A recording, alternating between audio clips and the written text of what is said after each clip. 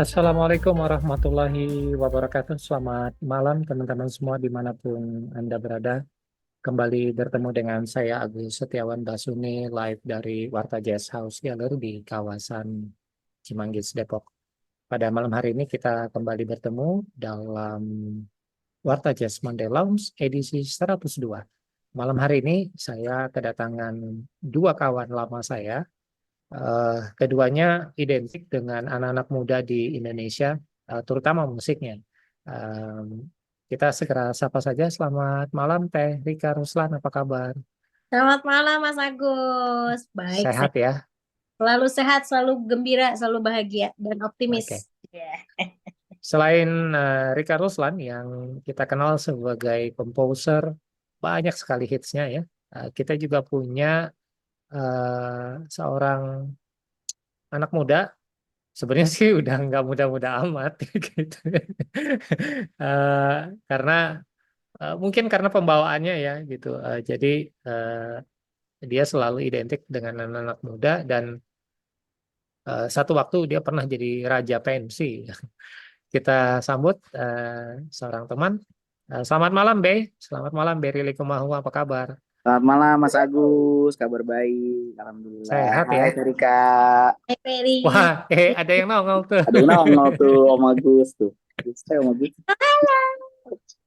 Ya, jadi malam hari ini Warta Jazz Monday Lounge edisi 102 kedatangan dua tamu yang spesial menurut saya karena keduanya sama-sama komposer eh, dan banyak sekali karya-karyanya yang menghiasi belantika musik tanah air, tidak hanya jazz karena karya-karyanya banyak dibawakan oleh musisi-musisi lain juga, atau dimainkan oleh musisi lain juga dan menjadi apa trendsetter gitu. Jadi membuat sesuatu yang kalau sekarang mungkin dibilangnya sesuatu yang viral. Oke, seperti biasa, Warta Jazz Monday Lounge kita bagi dalam dua segmen dan sorry dalam tiga segmen. Segmen pertama kita akan ngobrol dengan Teh Rika, nanti di segmen kedua kita akan ngobrol dengan Berry Likumahua, dan nanti di segmen ketiga ada kesempatan buat teman-teman untuk bisa join live kita sambil mungkin kalau ada pertanyaan, ada komentar terhadap karya-karya yang akan diputar atau kita ulik, kita obrolin pada malam hari ini. Baik, kita langsung saja ke segmen pertama dengan Teh Rika. Em, saya tuh kadang suka kehabisan ide mau nanya apa lagi gitu, karena kan ini pertanyaannya seolah-olah selalu berulang gitu ya. Seorang yang sangat produktif seperti seorang Teh Rika, saya selalu penasaran dari mana sih sumber ide karya untuk seorang Teh Rika itu sebelum kita masuk ke karya spesifik yang akan nanti kita putar ya. Silakan Teh. Karya aku selalu timbul karena dari kegelisahan, Mas. Saya itu sebetulnya orang yang gelisah. Jadi semua yang membuat saya gelisah, yang kepikiran belum tuntas tuh aku pasti jadiin ide.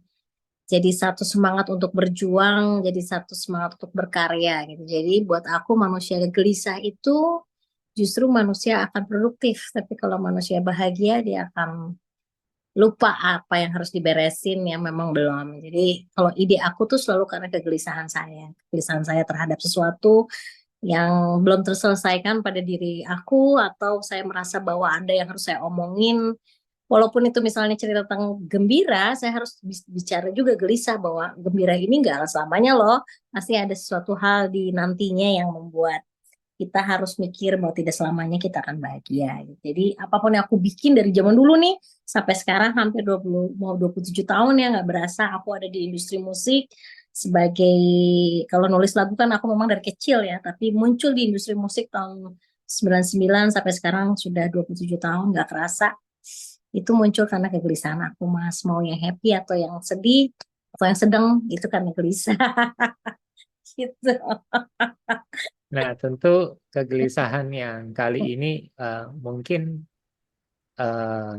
berbeda barangkali ya, karena eh, yang kali ini bicara tentang eh, para perempuan. Walaupun saya tahu bahwa Erika tuh juga punya proyek yang namanya 5 Wanita, tapi ini beda lagi ya. Beda lagi. Ini nada dara ini sesuatu yang menurut saya Unik. nah itu saya baru mau nyebutin kata kuncinya udah disebutin nama Terika. Nah,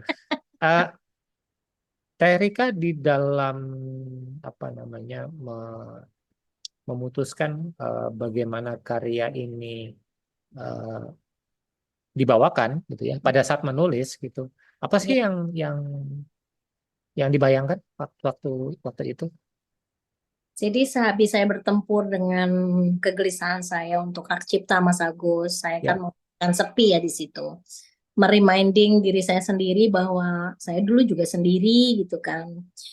Terus bikin karya, akhirnya punya The Groove, kemudian 2005 sendiri lagi, saya kesepian lagi, tapi akhirnya saya punya Troubadours gitu ya, di mana semua banyak yang main di situ, ada Ryan, Nikita, segala macam. Jalan-jalan sama Berry juga ke beberapa kota ya dengan diri saya sendiri gitu. Kenapa saya tidak sekuat kembali di tahun 2005 yang saya mengalami kesepian ini jadi satu keindahan lagi. Akhirnya waktu itu saya berdoa sama Tuhan apa yang mesti saya bikin karena ju- terus terang Mas Agus aku kan udah nulis banyak ya lirik apapun udah saya tulis gitu kan. Cerita udah saya tulis kalau aku mau comeback ke cerita yang zaman aku SMA, kuliah itu kan udah nggak mungkin ya. Pasti ada satu hal sekarang saya usia udah 54 pasti beda lagi. Mungkin Berry juga ngalamin ya bagaimana kita nulis masa kuliah, SMA dengan sekarang punya anak, konflik interestnya jadi sudah lain dan kita nggak bisa apa ya membuat kita jadi lebay untuk nulis sesuatu yang memang udah nggak kita alamin lagi sekarang gitu. Nah, akhirnya tiba-tiba saya ngerasa bahwa apa ya kira-kira dalam hidup aku yang belum aku selesaikan. Bikin band laki-laki sudah, punya Troubadours masih sampai hari ini ada. Terus kemudian 5 Wanita sudah ada dan tetap bersahabat sampai hari ini gitu. Mimpi apa sih yang aku belum beresin di usia saya yang 54 ini karena tahun depan udah mau 55 kayaknya udah muda nggak muda lagi. Oh ternyata aku ingat saya pernah bicara waktu itu saya pengen bikin membentuk satu komunitas perempuan karena buat aku perempuan itu ternyata apalagi musisi kayak Berry kan istrinya juga penyanyi ya itu ternyata beda. Masalahnya lain di perempuan itu yang nggak bisa diceritain ke laki-laki sebetulnya gitu. Ada hal-hal yang secara emosional itu perempuan nggak, laki-laki nggak akan ngerti bahwa perempuan itu memang punya sisi lain yang memang harus dimengertinya tuh luar biasa. Akhirnya aku ngobrol sama Alsa sama Wanda Omar waktu itu di Citos.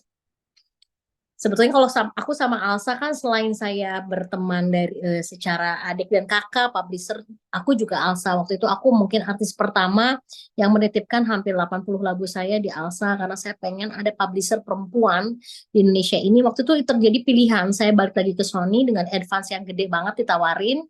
Tapi saya tolak, saya memilih untuk di Alsa, di Backbeat, karena buat aku udah harus tahu gitu kalau saya menitipkan satu barang atau karya saya itu saya harus punya tujuan bukan lagi soal uang. Kalau uang semuanya juga perlu. Tapi ngegedein satu publisher apalagi perempuan itu buat aku lebih penting karena dia memerlukan katalog banyak saat itu untuk jadi publisher. Jadi saya pindahkan 80 lagu aku ke Backbeat dan jadilah Backbeat itu sekarang banyak sekali katalognya dan saya happy dan kemudian saya ngasih tahu ke semua Alsa apalagi dia kan sarjana hukum dan segala macam jadi buat aku harus kepake lah ilmunya dia pun publisher atau apapun itu tuh harus ada basic knowledge-nya nggak boleh karena hobi doang gitu. Nah berangkat dari situ akhirnya saya melihat bahwa lagu sudah saya pindahkan masalah hukum hak cipta lagi kita godok saya juga punya aksi saya lagi berjuang bersama teman-teman di situ mudah-mudahan pemerintah sekarang bisa lebih 80% memihak kepada kita penulis lagu gitu kemudian akhirnya saya lewat eh, perkumpulan ibu-ibu yang saat itu mendekati saya ingin bikin lagu tentang kebaya saya jadi kepikiran untuk bikin sesuatu yang mewah tentang kebaya ini karena memang yang pakai kebaya kan hanya perempuan gitu nggak mungkin ya Berry Mas Angga Mas Agus pakai kebaya tuh nggak mungkin gitu jadi akhirnya aku merasa bahwa kebaya itu akan lebih cantik kalau dibawakan oleh line up-nya semua adalah perempuan jadi aku ngomong sama Alsa Alsa kayaknya ini sign dari Tuhan jadi aku tuh selalu ngelihat kalau ada pekerjaan itu adalah kayak instruksi ya dari Tuhan buat Teh Rika gitu kan. Nah, jadi aku bilang ke Alsa, gue mau ada lu karena lu yang membuat gue semangat untuk berkarya kembali. Alsa tuh salah satu adik yang selalu menemani aku dalam senang dan sedih gitu. Kemudian saya ketemu Wanda, Wanda bilang, gas Teh, kita berkarya aja. Saya harus membantu ibu-ibu Kowani waktu itu yang nyamperin ke aku untuk bikin lagu tentang kebaya Indonesia di tanggal 24 kemarin dan disahkan oleh negara. Jadi ibu-ibu ini berjuang untuk bikin hari kebaya yang saya hanya membuatkan lagunya, tetapi tanpa sebuah lagu kan Indonesia juga nggak merdeka ya. Harus ada Indonesia Raya kan. Jadi sepenting itu sebetulnya lagu itu di dalam dunia semesta ini, bener nggak Ber gitu, nggak rame gitu kalau nggak ada lagu. Bagaimana nggak bisa dibilang profesi yang penting. Akhirnya saya bikin lagu kebaya Indonesia dan waktu itu kita nyanyikan di hampir 9.600 ibu-ibu ya, mama-mama di depan Presiden Ibu Jokowi ya, Pak Jokowi dengan Ibu Riana, dan jadilah 24 Juni itu hari kebaya. Nah, akhirnya Nada Darah ini saya sahkan menjadi band perempuan yang bisa mengakomodir cerita-cerita tentang perempuan.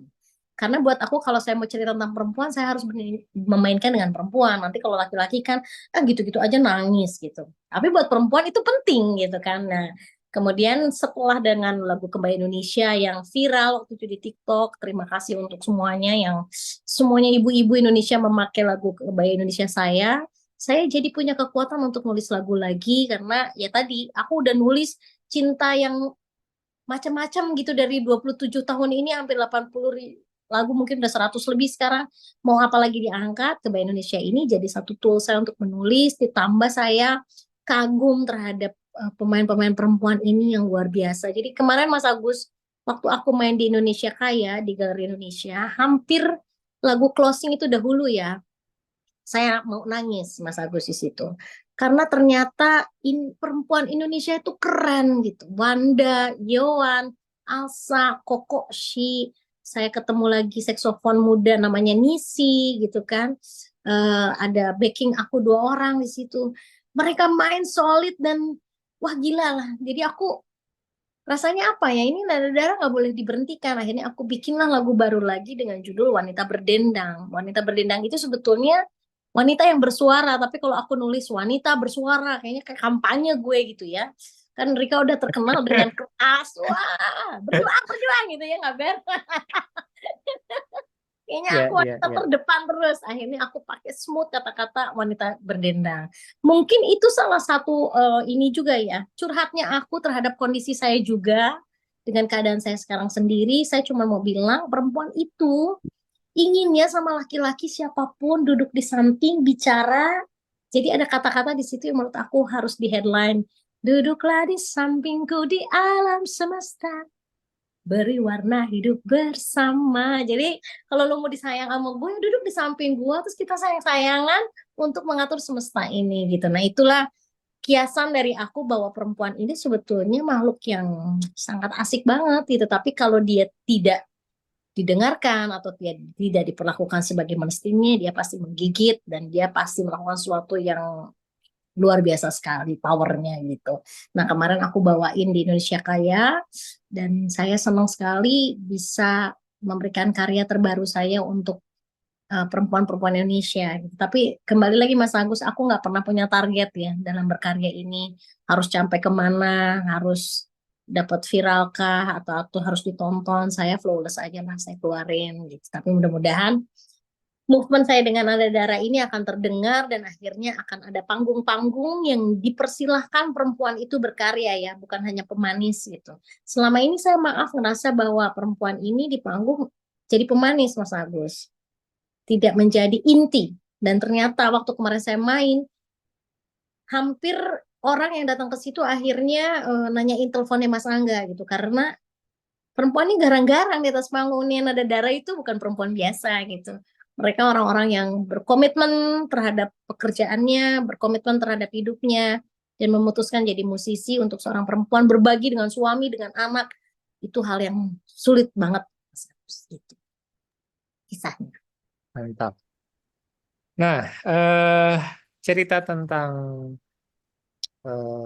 seorang Yowan yang meracik aransemen itu ada arahan khusus dari Teh Rika. Ini mau yang kayak gimana? Karena kan udah berbagai macam. Teh Rika udah meramu macam-macam. Maksudnya kalau kita bilang ini kunci suksesnya yang kayak gimana, pasti Teh Rika udah punya. Tapi ini spesifik untuk lagu Wanita Berdendang ini ada arahan tertentu kah untuk digarap secara bagaimana?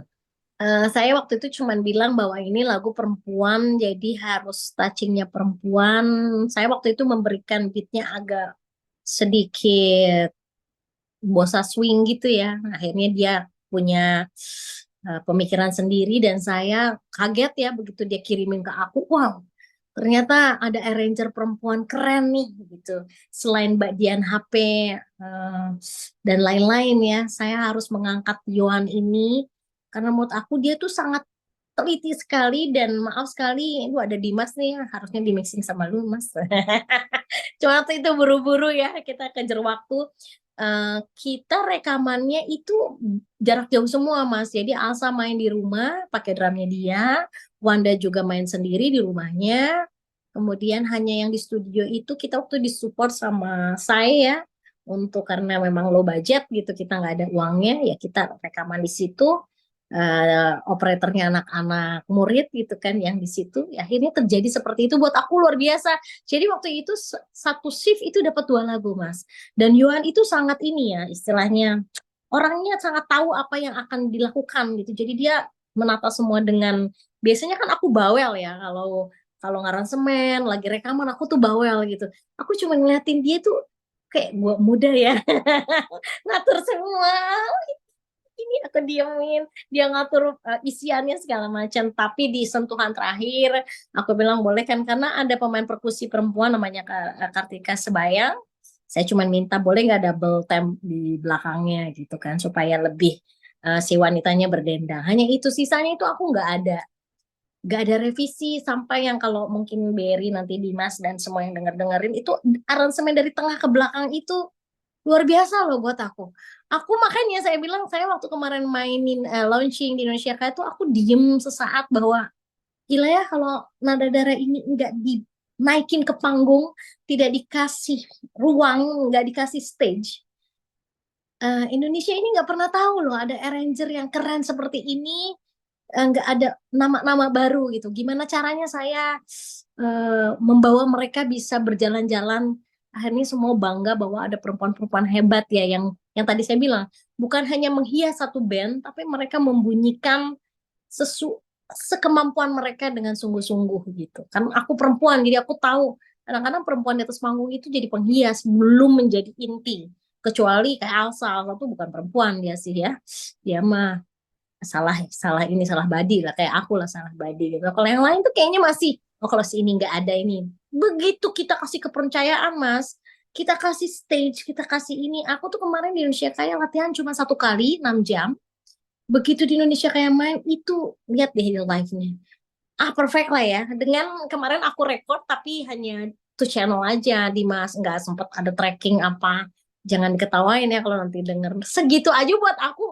uh, pengennya ya gue tuh jadi seseorang gitu Mas yang viral gitu yang banyak duit gitu ya terus mama aku gede banget jadi gue bisa hai gue main di sini minta sponsor gitu inginnya aku ya nah, ya mudah-mudahan lah habis cerita curhat di depan Berry gitu Berry kalau ada acara ingat sama Terika Mas Agus juga ingat sama Terika saya ini sebetulnya perlu panggung untuk ngomong Mas bukan untuk nyanyi lagi karena nyanyi itu udah selesai buat saya perlu panggung bukan untuk famous lagi, Mas. I need cerita ke semuanya bagaimana hidup saya sebagai penulis, keresahan saya, dan saya kepengen hidup saya nanti kalau tutup usia tuh jangan sia-sia gitu.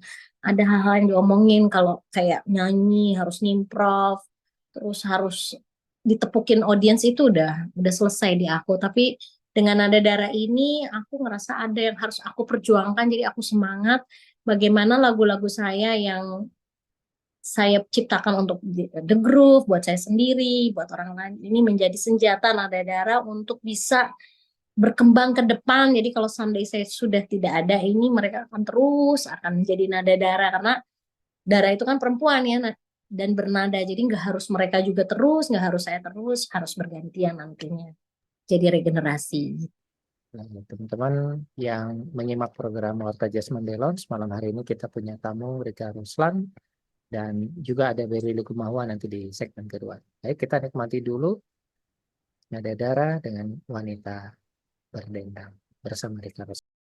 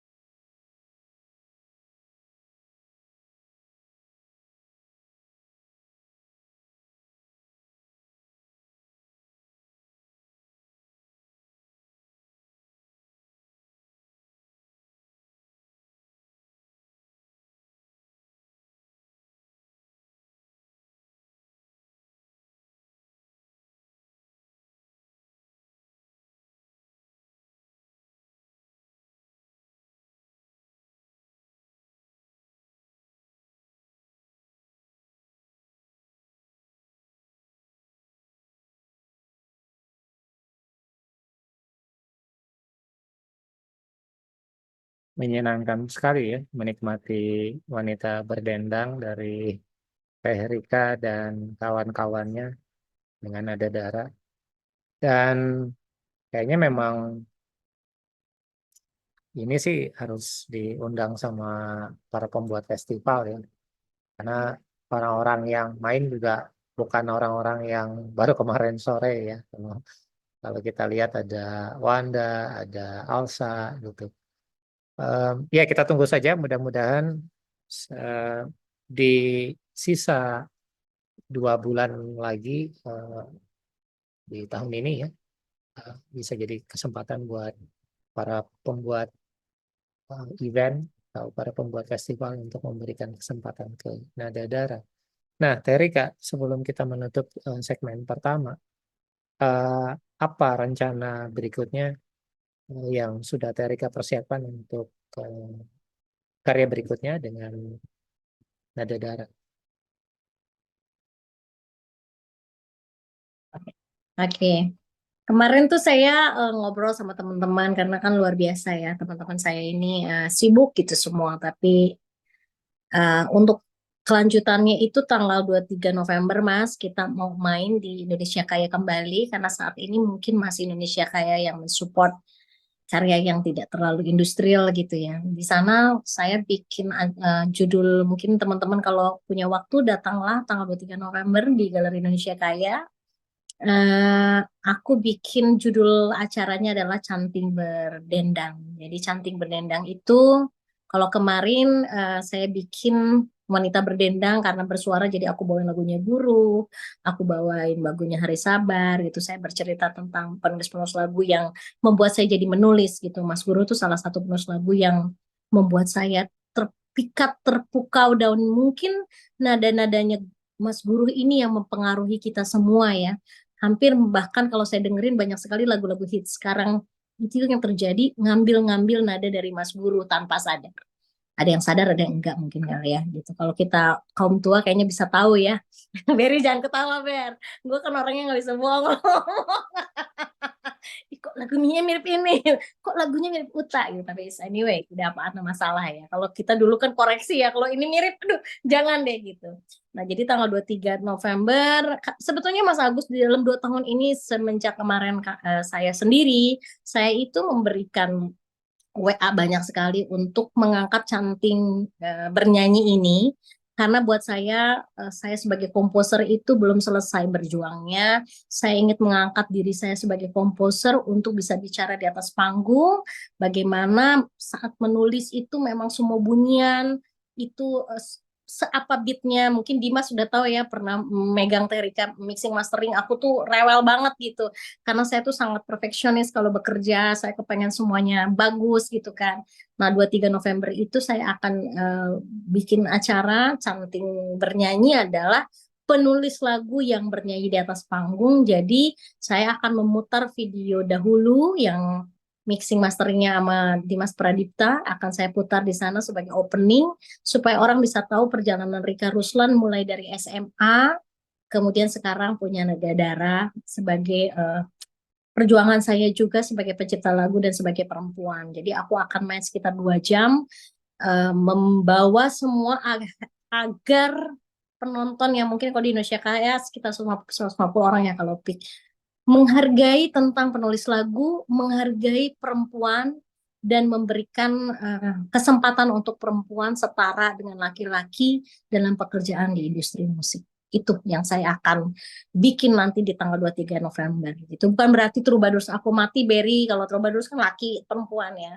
Berry boleh main juga. Tapi perempuan itu makhluk kompleks sekali yang memang dia hanya kita yang bisa mengerti tentang diri kita. Jadi 23 November aku akan bikin Canting Bernyanyi. Insya Allah kalau kesempet, tapi kayaknya nggak mungkin Mas. Mungkin nanti lagunya akan aku keluarkan di nanti aja. Saya kan orangnya ini ya, mudi-mudian. Tapi lagunya udah jadi, udah dikasihin ke Yoam.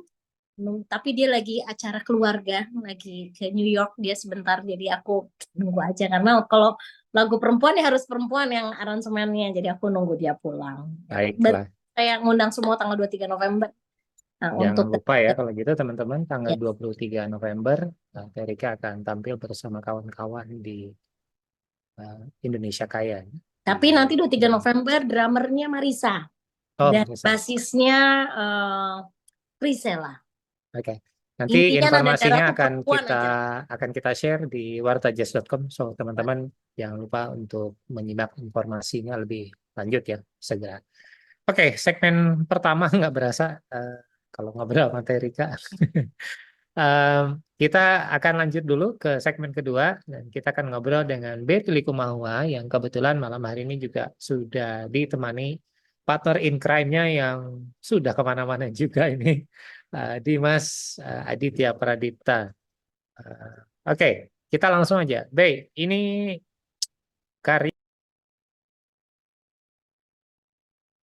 beberapa bulan yang lalu karena waktu itu seperti saya pernah sampaikan, saya persiapan keberangkatan haji. Jadi, tapi saya merasa saya punya kewajiban untuk menginformasikan atau mengulas satu karya ini. Selain tentu saya juga mengundang Berry untuk karya yang berbeda. Mungkin bisa kasih sedikit intro ke teman-teman Warta Jazz Monday Lounge yang menyimak program ini. Eh, Apa sih karya terbaru yang sebenarnya sudah dirilis beberapa bulan yang lalu itu bersama Rhythm Service? Silakan, Bay. Siap, Mas Agus. Terima kasih banyak buat Warta Jazz, Mas Agus yang selalu konsisten memberikan ruang buat kami-kami musisi yang berkarya di skena jazz tentunya. Um, ya, karya ini kan sebenarnya rilis bulan Mei kemarin. Karena kebetulan waktu itu aku bikin sebuah kan tiap tahun kalau kita tampil di Java Jazz pasti selalu berusaha menampilkan sesuatu yang berbeda. Nah, tahun kemarin kebetulan aku bikin projectnya Tribute to the Rollies gitu. Kenapa Tribute to the Rollies? Karena banyak orang mungkin tahu karya-karya The Rollies hanya di karya-karya popnya aja, ya lagu-lagu seperti Dan Sayo Dansa, lagu-lagu kayak Kau Yang Kusayang, gitu, Kerinduan, itu lagu-lagu yang lebih banyak orang identik dengan The Rollies. Padahal kalau kita lihat di karya-karya awal The Rollies, mereka sangat psychedelic gitu, pengaruh-pengaruh jazznya kuat banget, apalagi waktu papaku almarhum juga baru bergabung. Nah, waktu kita bikin Tribute to the Rollies itu sebenarnya dadakan, makanya aku invite Dimas untuk hadir di sini karena um, Dimas ya selalu tahu lah aku dengan kedadakan-dadakanku ini, cuma dia yang bisa ngeladenin. Dan jadi tiba-tiba pas kita udah tinggal sisa berapa minggu mau main, berapa bulan mau main Java Jazz, baru kepikiran kenapa gue nggak bikin single ya, rilis gitu. Kayaknya harus rilis sebuah karya yang memang mewakili gitu apa yang kita buat gitu. Dan kebetulan almarhum papaku waktu itu dulu kita pernah bikin Salute the Rollies projectnya bareng sama Dimas juga. Waktu itu kita hadirkan ada Enda Resa, ada waktu itu projectku, ada Glenn Fredly almarhum juga, ada Dialog Dini Hari, ada Thor, ada Bonita Husband, banyak banget yang join. Waktu itu kita bikin album kompilasi. Cuma memang albumnya nggak dirilis secara komersil, tapi hanya dibagikan. Lalu waktu kita bikin itu, waktu itu personil The Rollies masih pada ada, almarhum papa masih ada, lalu Om TZ Iskandar juga masih hidup. Nah waktu itu Om Is tuh ngomong sama aku, Ber, kenapa lu nggak remake lagu Sign of Love? Nah jadi Sign of Love itu sebuah lagu karya almarhum papa, Benny Likumahua, yang rilis tahun 1973 dengan album yang berjudul sama. Cuma lucunya pas album itu rilis typo, jadi tulisannya bukan Sign of Love tapi Sing of Love. Jadi waktu itu, dan Rollies itu salah satu band yang paling sering kebagian typo. Waktu mereka rilis Gone Are the Songs of Yesterday juga typo lagi, nggak tahu kenapa. Cuman waktu itu barulah aku teringat gitu pas kita mau ngerjain Tribute to the Rollies, baru aku inget loh, Om Is tuh pernah ngomong gitu ke aku, dia pernah bilang kenapa lo nggak remake Ber lagu Sign of Love, itu lagu keren banget gitu. Baru aku teringat dan aku bilang ke Dimas waktu itu, Dim, kayaknya kalau kita remake Sign of Love menurut lo gimana gitu. Nah karena tahun lalu kita pernah coba bikin 24 Moments, kita tahun lalu rilis, dan kita waktu itu menggunakan teknik sampling. Waktu itu kita sampling lagunya 24, judulnya For a Moment, ya kita suka banget, saya pribadi suka banget, dan kita coba sampling jadi sebuah karya baru judul 24 Moments. Akhirnya kita gunakan teknik yang sama, tapi bedanya kita nggak bikin jadi lagu baru, tapi memang remake gitu. Makanya elemen-elemen lagu aslinya dari Son of Love tetap ada, dan akhirnya dari situlah kita kerja lumayan ngebut sih, cuma 1 hari di studio, uh, langsung hajar. Udah, terus cuma dalam hitungan berapa lama tuh, Dim? 3 hari. 3 hari Dimas mixing, mastering, upload, dan alhamdulillah puji Tuhan kekejar pas banget sama hari kita main Jumat di Java Jazz. Kita rilis lagunya Sign of Love. Gitu Mas Agus ceritanya. Oke. Untuk kenapa ini dibawakan oleh Rhythm Service gitu, bukan yang misalnya BLP official gitu. Secara kemarin juga barusan habis reunian lagi ya gitu. Iya, iya, iya. Mas. Um, Mungkin sama kayak tadi Terika sharing gitu ya, bahwa perjalanan musik tuh kan sama seperti hidup ya. Waktu kita masih muda, mungkin kita bisa bikin karya-karya yang relate dengan waktu kita masih muda. Nah, sejujur-jujurnya aku pun sharing ini bukan hanya sekarang ya, aku juga ngobrol juga sama Mas Indra gitu ya, Mas Indra Lesmana juga aku sharing gitu, bagaimana dia menjalani kehidupannya sebagai seorang musisi yang punya banyak project, tapi di satu sisi juga dia pernah reunian sama Java Jazz, dia reunian juga sama Krakatau, sampai sekarang bahkan masih jalan Krakatau gitu. Tapi dia juga masih punya projectnya sendiri yang very up to date. Nah, aku merasa bahwa The Rhythm Service itu mengakomodir kebutuhan bermusikku hari-hari ini, Mas, gitu. Jadi kayak Dimas terutama gitu, kayak partner in crime gue ini udah dari 2009 kita udah main bareng tuh, selalu bisa mendeliver yang aku inginkan dari sebuah beat gitu. Nah, itu kan sesuatu yang bukan berarti musisi yang lain jelek gitu ya. Maksudnya aku juga main sama Jonas, aku juga main sama Raffi, aku main sama banyak drummer lain, tapi yang bisa mendeliver kebutuhan musikku memang orang-orang yang ada di Rhythm Service saat ini gitu. Dan mungkin nggak dibawakan sama BLP, mungkin, tapi bunyinya mungkin akan berbeda gitu. Bunyinya nggak akan sesuai yang ada di kepalaku. Dan aku merasa yang bisa mendeliver itu adalah Rhythm Service. Jadi itulah alasannya kita bawakan bersama format Rhythm Service ini. Gitu, Mas Agus. Oke. Di ya karena ini kan karya karya remake gitu ya. Apakah terus kemudian akan ada eh, ya kayak sequel gitu, ada lanjutannya gitu. Jadi dari karya ini gitu. Apa ada yang sudah disiapkan juga tapi belum dirilis atau bagaimana? Jadi sebetulnya udah ada Mas yang disiapkan. Jadi sebetulnya harusnya lagu itu rilis duluan. Jadi sebenarnya aku sama Dimas nih kita tuh ngobrol. Jadi ya Dimas kan udah banyak main, kita banyak banyak banget project bareng-bareng, udah ganti personil juga tetap aja Dimas yang main drum gitu. Keyboardis siapa kayak pemain saxophone siapa, Dimas yang masih main. Waktu itu akhirnya kita ngobrol gitu. Berapa berapa tahun lalu tuh, Dimas 3-4 tahun lalu kali ya.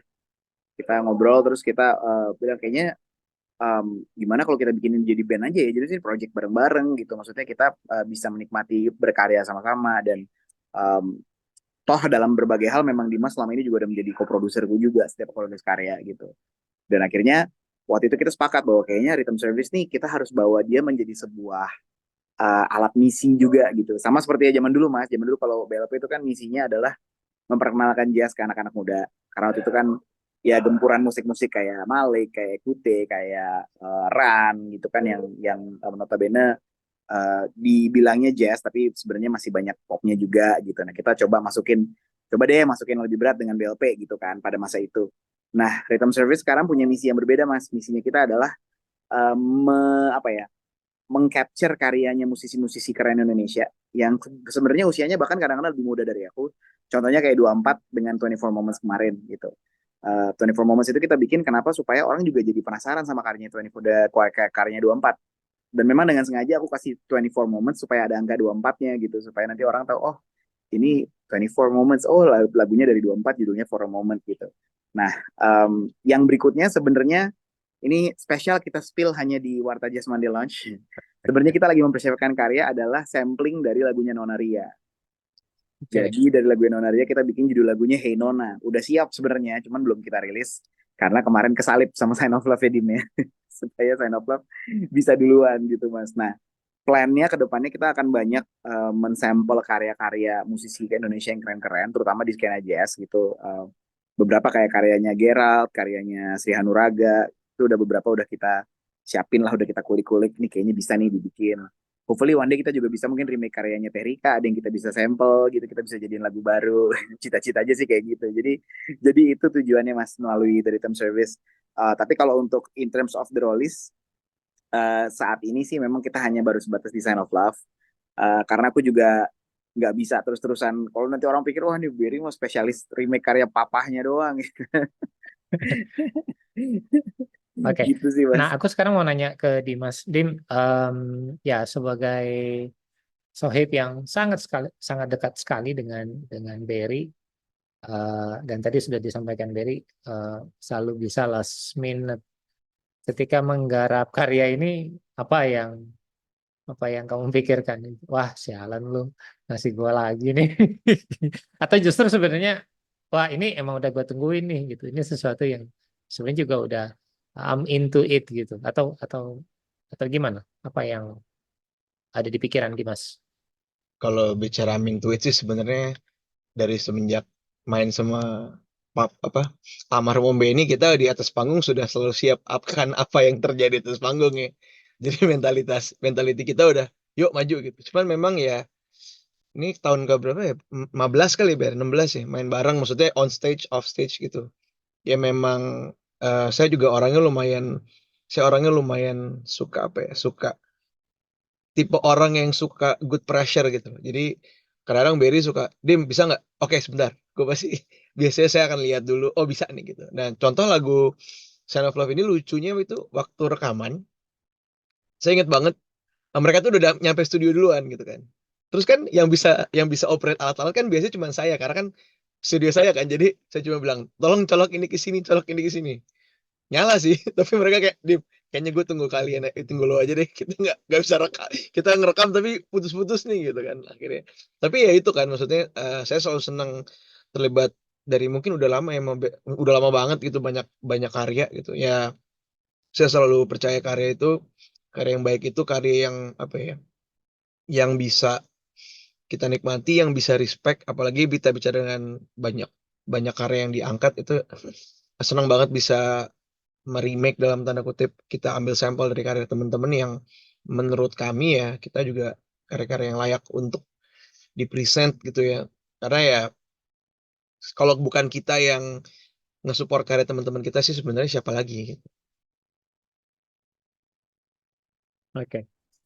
Eh, Teman-teman, kita mungkin coba nikmati dulu satu nomor Sign of Love dari Berry Likumahua, Dimas Paridikta dan kawan-kawan dari tim service. Selamat menikmati.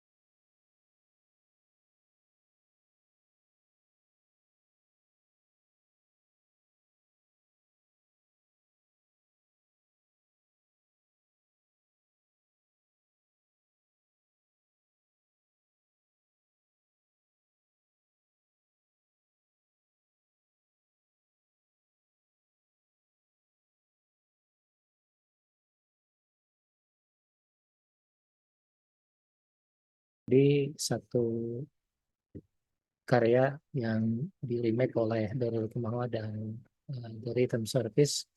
Ini kita kayak terlempar ke mesin waktu ya.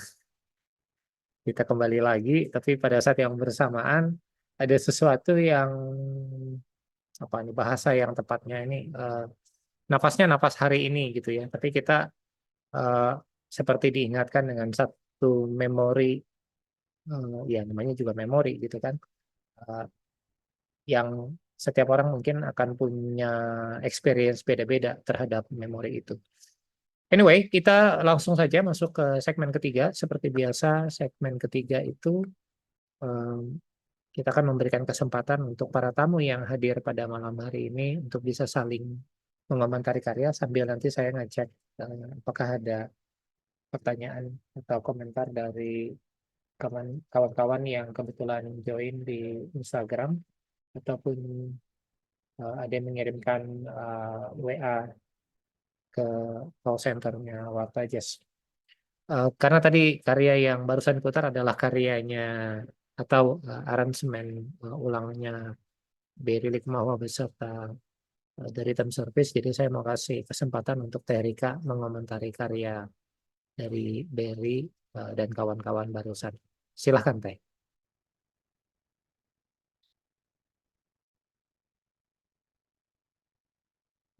Mikrofonnya belum on ya.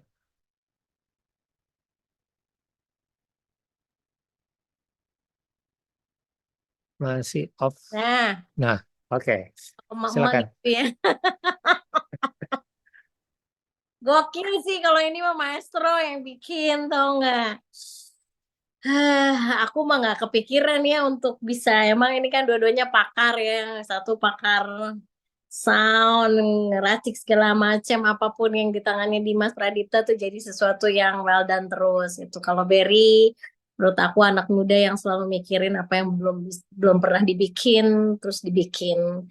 Tidak terseret dengan apa yang terjadi sekarang. Gue harus bikin sesuatu yang istilahnya ya membuat pundi-pundi tapi mengorbankan idealis sendiri gitu seperti tadi statementnya pada saat semua marak memasuki festival jazz dengan menurut Berry ya musik itu kurang aja sih kalau mau ke panggung jazz ya effort lah ya gitu akhirnya bikin BLP sekarang seperti ini tapi partner in crime-nya dengan Dimas jadi menurut aku cocok ya orang gila sama orang gila ketemu gitu kan jadinya kayak gini kalau orang yang waras kan nggak mungkin ngapain bikin kayak gini ya siapa yang dengerin gitu tapi saya yakin ini dibikin karena kepuasan sama dengan Teh Rika juga bikin nada darah gitu kan itu kan cewek-cewek ya pusing juga dengan ibu-ibu yang kalau dandan lama segala macam tapi itulah kenikmatan pada saat kita ngebikin sesuatu yang kita pengen tapi menurut aku kalau kita terus mengulang masa lalu tuh kayak nggak maju mas nah Berry dan Dimas juga kayaknya tidak mau mengulang masa lalu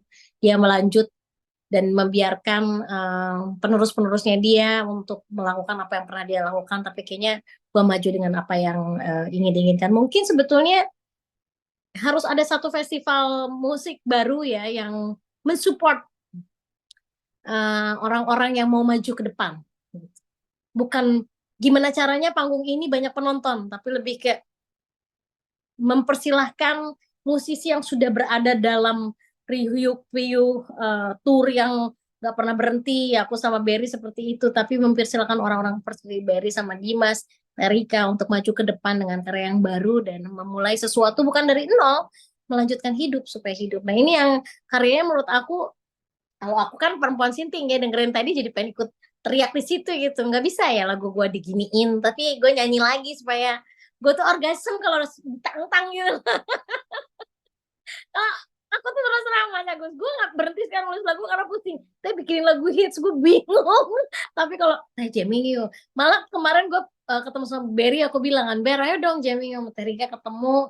We do something Dimas sama Berry udahlah kita maju ke depan aja orang nggak dengerin juga bodo amat maksud gue kita sudah pernah di fase itu nah musik ini saya kedelik kayak gini kalau pernah dengerin mata ketiga Teh Rika pernah bikin seperti ini agak gila-gilaan ya sama teman-teman Troubadours tapi saat itu memang gak ada yang manggil juga gitu gue normal nggak manggil nggak normal nggak dipanggil jadi udahlah ayo welcome to orang-orang tidak normal kita bikin event sendiri Ber tempat lu aja kita bikin Nggak usah nunggu orang, ada Mas Agus juga, ada Dimas yang bisa ngerekamin, kita bikin live aja lah. Tidak semuanya orang apa mumpuni bernyanyi live, bermain live. Keren Mas.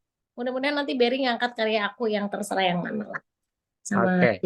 thank Tentu you. tidak fair kalau kita juga tidak dengar komentar Berry dan Dimas untuk karya Terika bersama Nada Darah dengan apa namanya Wanita Berdendang nih. Silakan deh. Dimas dulu deh, Dim. Nanti habis Dimas baru aku komen, Mas. Aku panjang soalnya. Dimas dulu. Aku singkat aja. Seneng banget, maksudnya gini. Aku ngerjain album, bukan album sih, lagu Teh Rika tuh udah berapa ya Teh? Lumayan ya. Dan ada Kayak yang aku masih tinggalin di Dimas. Dimas tolong ya simpenin. Karena gue mau bikin vinil, gue nggak tahu nyimpennya. Belum punya si duit. ada. Nanti ya nyetak vinilnya belum punya duit. Apa ya? Satu yang aku seneng banget dari Teh Rika itu ya, selain yang pasti kalau udah denger udah tahu apa ya, sudah punya semacam karakter yang memang udah khas banget gitu ya. Cuman satu yang aku notice banget adalah lagunya tuh selalu evolve. Biarpun karakter lagunya tetap sama. Tapi kayak aku bisa notice Terika tuh mencoba untuk membuat sesuatu yang dalam tanda kutip baru, tapi gimana caranya tetap mempertahankan semua yang ada dan relevan. Kalau aku dari tadi nanggapnya denger, maksudnya karena ya aku bukan orang yang maksudnya gini. Kalau mixing pun misalkan gitu, ya yang harus denger sebenarnya liriknya, karena kan buat apa kita nggak denger liriknya tapi yang lain bagus tapi orang nggak denger liriknya, nggak denger message-nya, nggak denger pesannya, nggak sampai gitu.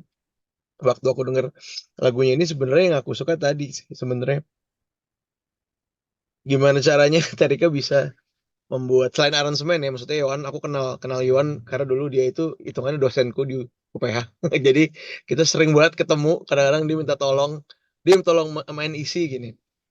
Cuman yang aku suka adalah gimana caranya selain penulisan lagu dan konsep, karena apa namanya ya, seperti tadi Kak bilang tadi di menurutku perempuan harus lebih banyak mendapatkan peranan-peranan penting di industri musik ini. Dan ya di situ tadi teman-teman aku kenal beberapa kayak Alsa, kayak ya kayak Yohan, eh kayak basis Frisella itu teman sangkatanku dulu di UPH. Jadi Ya. aku ngerti kemampuan mereka yang luar biasa banget gitu loh. Dan Terika punya mimpi untuk ibaratnya mensupport para perempuan-perempuan muda ini sih, mantep banget. Jadi support terus. Aku udah gitu aja, Beri akan lebih panjang pastinya. Makasih. Ya, kalau dari aku, eh, pertama-tama orang-orang seperti Teh Rika ini nggak akan pernah mengerti betapa ia membuka jalan buat banyak orang-orang yang lebih muda gitu. Orang-orang kayak aku, orang-orang kayak Dimas, aku dengan BLP, teman-teman mungkin Ran lah, Malik, siapapun, kami nggak akan bisa bertahan, nggak akan bisa bermusik kalau orang-orang seperti Teh Rika dan zaman dulu dengan The Groove ngebuka jalan buat kita semua. Kalau bukan karena Humania ngebuka jalan buat kita nggak mungkin bisa bikin karya kayak sekarang. Makanya dari dulu aku selalu pengen appreciate orang-orang yang lebih dahulu berkarya karena mereka semua yang pave the way. Kalau nggak ada mereka kita nggak bisa kayak sekarang. Dan aku dulu nonton Terika zaman masih sama The Groove tuh aku ngikutin di pensi-pensi, literally ngikutin di pensi-pensi, datang ke klub, datang di mana, pokoknya aku datang ada The Groove main, aku nonton karena aku memang ngefans banget sama lagu-lagunya. Dan di luar itu pun Terika adalah seorang komposer gitu, dan komposer ketika dia berkarya dia nggak pernah berpikir, maksudnya gini loh, Terika tuh bisa bikin karya yang ngepop banget kalau dia mau bisa gitu. Cuman memang dia bikin karya selalu jujur dari dulu. Dan tadi mention soal Mata Ketiga, aku juga tahu banget era-era album itu, zaman-zaman Terika juga tur, karena mungkin Terika lupa tapi dulu kita sering banget tur bareng. Aku bareng sama Park Drive tuh, masih ngiringin sama Park Drive. Terika jalan sama pasukan zaman dulu tuh, ada si Ryan lah, Jemono ya kan. Itu buat aku itu era-era yang membuat aku sangat terbuka dengan musik karena Terika dulu cuek banget. Maksudnya dengan dia ada dengan settingan dia sebagai seorang pada masa itu adalah seorang penyanyi yang punya karya hits banyak, tapi dia cuek aja bawain yang dia mau bawain gitu, dan orang tuh dibawa. Aku ingat banget waktu itu Guten Zorg Jazz kita di Bogor, di Hotel Salak, terus di beberapa tempat lagi kita sering banget main bareng di Bandung, di Jakarta juga beberapa kali. Dan Terika selalu berhasil mesmerize penonton dengan apa yang dia buat.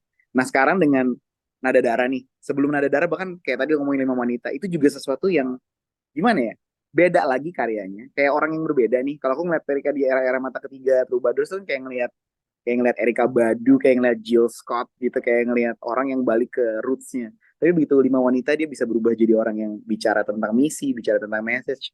Nah, hal yang terjadi sama dengan Nada Darah tapi dengan output yang berbeda gitu. Maksudnya kalau 5 wanita kita tahu memang boleh dibilang diva-diva lah ya, penyanyi-penyanyi yang memang udah punya nama semua. Tapi kali ini Nada Darah, Terika malah membawa orang-orang yang gini loh, orang kayak Wanda Omar, orang kayak Alsa, menurutku terlepas dari mereka perempuan atau bukan, mereka emang bisa main gitu. Mereka emang jago main gitu. Jadi ketika mereka diajak main, harusnya itu menjadi sebuah kewajaran karena memang mereka bisa main gitu. Bukan karena oh udah dia jago terus dia cewek. Harusnya bukan kayak gitu, tapi memang karena dia bagus gitu. Jadi waktu aku ngeliat Nada Darah, jujur aja aku juga ngikutin teh waktu pas rilis karena kan aku juga lihat dari Wanda sering ngepost, Erika sendiri juga ngepost, aku kayak wah gila nih Nada Darah seru banget gitu. Karena menurutku perlu banget hal-hal seperti ini, empowering women.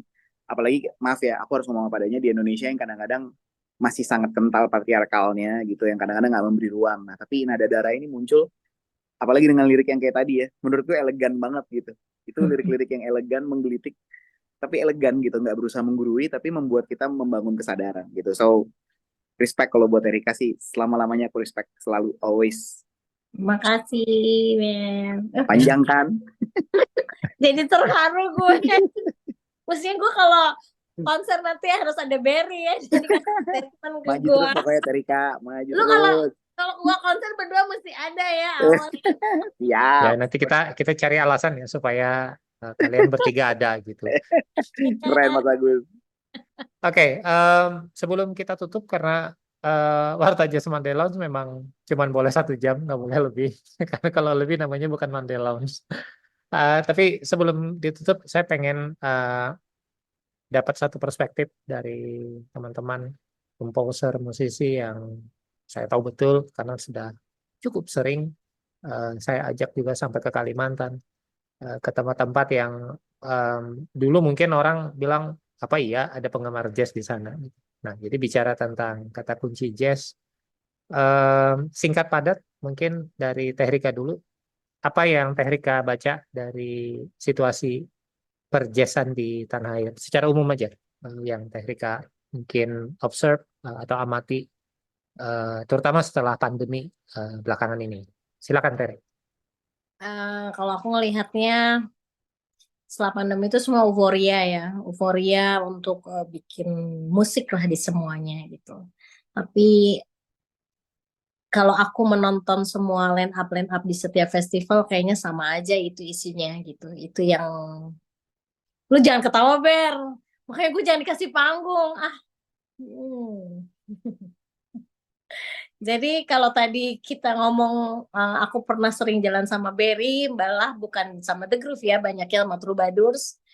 Di situ saya selain ketemu nada dan seorang perempuan-perempuan hebat, aku juga dulu pernah bermain dengan sekarang yang punya banyak festival malah ya. Nikita sudah jadi MD-nya di Java Jazz dan segala macam. Mungkin sekarang Synchronize Festival itu adalah satu label yang dulu aku gedein ya. Artis pertamanya mereka adalah Rika Ruslan di situ. Jadi aku melihatnya festival itu banyak. Mas Agus adalah satu pejuang juga di festival, tapi ya yang aku lihat line up-nya hampir sama dan mungkin ada satu kalau kita pakai nama jazz itu menurut aku yang aku rada sedih. Kalau zaman dulu banyak sekali penyanyi pop masuk ke festival jazz, mereka dikewajibkan untuk mengaransemen, correct me ya kalau salah, mengaransemen lagunya untuk mendekati ke pop jazz gitu. Aku pun dulu dengan band The Groove sering pakai brass section atau apa gitu untuk bisa main di festival jazz. Kayaknya sekarang karena ada akhirnya jadi kemudahan semua, ya udah main di pensi sama, di wedding sama, di festival jazz juga sama. Jadi mungkin lebih baik jangan pakai kata jazz lah, festival musik aja Mas Agus gitu. Saya mungkin dahulu yang Rika single itu mungkin Dimas tahu ya agak jumpalikan gitu ya pemain di situ yang hayalan nama dahulunya. Karena saya pengen membuat sesuatu yang beda dan kalau diundang dapat tempat di festival jazz aku jadi merasa nyaman karena ada beberapa yang aku ubah sehingga lagu itu nggak terlalu pop banget gitu. Nah itu mungkin marak banget Mas festival jazz sekarang, tapi menurut aku ya mungkin itu aja ya. Mungkin siapa yang diundang supaya agak kedengeran ini adalah jazz itu memang adalah musik yang memang kita cintai dan diperjuangkan oleh bapaknya Berry, diperjuangkan oleh bapaknya Mas Indra Lesmana, diperjuangkan oleh Tante Margie Seegers. Ya kita ubah sedikit lah aransemennya agar jadi keren lah, nggak nyampe ke panggung gitu aja Mas. Boleh Baik. kan? Boleh kan begitu? Dimas, ada komen? Eh, sedikit aja kalau aku karena mungkin ya 6 tahun 7 tahun terakhir aku lumayan aktif di belakang layar sebagai engineer plus pengajar juga, mungkin Beri juga sama. Mungkin satunya aku notice yang menurutku hal yang positif adalah banyak banget anak-anak muda yang apa ya, yang aktif di jazz tapi mereka punya warnanya sendiri. Misalkan salah satu band mungkin ya 24 Little Fingers gitu. Saya melihat mereka punya apa ya, mereka bisa membawa format jazz ini dalam, ya sekarang kalau kita band sekarang banyak banget yang maksudnya mereka ambil spiritnya tapi mereka masukin apa namanya sub genre, atau misalkan kayak ada yang heavy ke rock, ada yang heavy ke psychedelic. Cuman saya ngeliat banyak anak-anak muda yang masih suka explore dan membuat warna baru sih. Jadi menurut saya itu one good thing yang harus terus di-evolve. Selain juga ya tadi seperti kata Terika, supaya orang-orang yang seharusnya main di panggung jazz itu dapat tempat. Itu aja sih. Jangan ketawa, Lu, Ber. lu bahasanya terlalu lembut, Dim. Nggak apa-apa. Oke, Tapi kita kalau aku jujur, aku ngeliatnya selalu di situ, Mbak. Kayak orang-orang yang seperti ini memang harusnya yang dapat tempat yang panggung yang benar gitu loh. Tapi ya, kembali lagi kan, saya hanya pemain kok di atas panggung. terakhir Biar ada mungkin bedanya, dari Berry Mas Likumahua. Agus. Biar ada bedanya antara pensi sama festival jazz gitu. Biar ada bedanya maksud aku, atau melewai festival gitu sama festival jazz, biar ada bedanya. Ya nggak Ber? Ah, terusin apa Ber ya? Ntar gue banyak musuh lagi ya. Iya, iya sih, memang nggak bisa dipungkirin ya. Kemarin tuh aku sebenarnya cukup happy waktu kita baru mulai setelah pandemi. Sedikit ada perubahan karena banyak banget panggung yang diberikan di panggung jazz untuk musisi jazz beneran gitu. Aku sendiri juga sebenarnya kan kalau boleh dibilang musikku juga dari dulu sebenarnya crossover ya. Aku nggak jazz banget. Kalau disuruh main swing, ayo. Main jazz beneran, ayo. Tapi memang aku juga nggak kepengen cuma ada di situ gitu. Tapi menurutku harusnya panggung jazz itu memberikan ruang. Apalagi anak-anak muda sekarang banyak banget yang keren-keren. Tadi Dimas sebutin 24, ada Little Fingers, ada teman-teman kayak Guernica, ada ya mungkin yang seusia sama kita, ada Bateva Collective, ada begitu banyak orang yang punya karya yang menurut aku layak buat didengarkan, dan harusnya mereka yang tampil di Jazz Festival, tapi atas nama komersialitas mereka nggak bisa naik gitu, dan itu cukup menyedihkan. Di satu sisi aku juga mengerti bahwa penyelenggara butuh butuh pemasukan, dan kadang-kadang juga ada titipan sponsor. Cuman akhirnya bener yang tadi Kak bilang tadi, jadinya dia lagi tuh yang performnya udah gitu aransemennya sama. Itu yang dulu juga aku selalu teriakin, maksudnya bisa loh hire ranger gitu, kayak cuman minimal 2 lagu aja lo bikin apa kayak gitu. Tapi dulu Sleng main nge-hire Ali Akbar loh jadi Iya, arranger. aku inget banget dulu kan. Mas juga kan bisa itu. Iya, Gitu. dulu kan Iwan Fals waktu terakhir main di Java Jazz aja, walaupun musiknya masih Iwan Fals, tapi dia taruh ada Kirk Whalum situ, ada Morris Brown. Menurut aku elemen-elemen kayak gitu, Padi zaman dulu juga kan, Padi Ya plays betul. jazz. Ya menurutku mungkin sekarang karena terlalu banyak festival, orang nggak berani ngambil resiko ya. Karena semuanya kayaknya, aku sampai udah lupa nama festival Mas, kadang-kadang Mas. Yang aku ingat sekarang cuma Synchronize sama Pesta Pora di luar Java Jazz ya, tapi yang lain kan ada apalah, berdendang, bergoyang, berapa lagi macem-macem deh.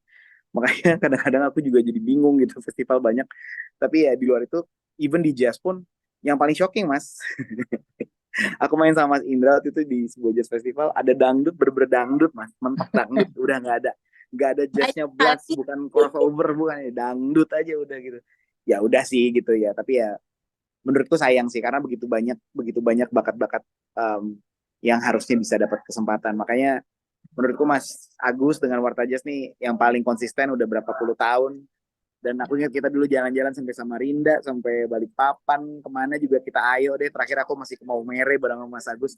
Ya itu perjuangan kita lah bersama-sama, dan aku happy masih ada orang-orang kayak Mas Agus, masih ada orang kayak Terika, ada Dimas di sini yang kita masih punya pandangan yang sama. Tanpa bermaksud mendiskreditkan musik lain, kita tetap respect sama musik yang lain. Tapi kita membesarkan skena ini, dan kita mau bertahan juga di skena ini dan memberikan ruang buat adik-adik yang nanti. Gitu aja sih Mas kalau dari aku Mas. Sorry kalau kepanjangan dan sorry kalau menyinggung. Apapun Kalau itu, ditanya, kalau ya ditanya harus apapun itu, semua pandangan, semua komentar pastinya diniatkan atau diharapkan akan menjadi apa ya, sebuah sarana untuk bisa menyampaikan buah pikiran, karena pada dasarnya kita akan menjadi sesuatu yang unik seperti kata Teh Rika di awal, karena kita itu berbeda gitu. Kalau kita sama semua, gimana keunikannya gitu kan?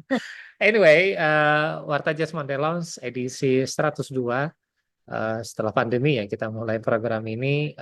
Malam ini dengan sangat senang mengundang Teh Rika, kemudian Berry Likumahua dan Dimas Paradipta. Terima kasih banyak untuk waktunya dan insight-nya. Mohon maaf waktunya nggak terlalu panjang, tapi mudah-mudahan kita punya kesempatan lagi untuk bisa ngobrol offline dan mungkin menggagas sesuatu yang bisa jadi satu movement. Saya nggak bilang baru, tapi paling tidak ada sebuah upaya untuk kembali meneruskan apa yang memang sudah ditanam oleh para pendahulu ya, almarhum Jack Lesmana, Benny Likumahua, Idang Rasidi gitu. Kita sebenarnya rindu percakapan-percakapan seperti itu karena sepertinya itu sudah mulai hilang di banyak festival yang justru makin menjamur setelah pandemi. Apapun itu, tetap bersemangat, tetap berkarya, dan kami di Warta Jazz Monday Lounge tetap menanti karya-karya terbaik dari teman-teman musisi di Mas Indonesia. Agus, tahu nggak ini kayak sign loh. Gue diketemuin Berry sama Dimas. Karena kemarin gue baru ketemu Berry, terus kemarin malam aku menemukan file aku sama Glenn, oh sayangku, yang aku bilang ini cuman ada mixing 2 di Ryan. Ryan bilang ke Dimasin aja. Terus ketemu, ini kayak sign gue sama Dimas sama Berry harus bikin sesuatu untuk menggebrak sesuatu lagi. Ya, let's hope ini Aku kan jadi bilang, satu jalan. aku selalu bicara sign. Kalau ini tuh sign buat gue, kan bisa aja kita tamunya yang lain. Kenapa harus Berry sama Dimas? Terus Let's topiknya go jadi Teh. Yo, masuk. Masuk terus Ya, pokoknya gas seperti terus. saya sampaikan tadi, Warta Jazz Monday Lounge akan dengan senang hati menjadi jembatan bagi teman-teman untuk bisa saling bertukar pikiran, menyampaikan gagasan tentang musik-musik yang tentunya dihasilkan dari teman-teman kreatif di Indonesia. Saya Agus Setiawan Basuni mengucapkan terima kasih atas kebersamaan kita, kurang lebih 1 jam lewat 10 menit ini. Dan kita akan kembali lagi insya Allah minggu depan di Warta Jazz Monday Lounge. Dan jangan lupa teman-teman yang mungkin punya kesempatan untuk pergi ke Bandung, akhir pekan akan ada The Papandayan Jazz Festival. Warta Jazz akan juga hadir di sana. Teman-teman yang di Bandung mungkin bisa ketemu kami di Papandayan selama 2 hari di Sabtu dan Ahad pekan depan. Dan untuk Terika, Berry, dan Dimas, semoga tetap sehat dan kita tunggu ya karya-karya terbaru lagi dari teman-teman, especially rencana kolaborasinya mudah-mudahan. Oke, terima kasih.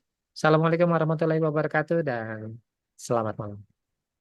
Thank you. Bye. makasih, bye.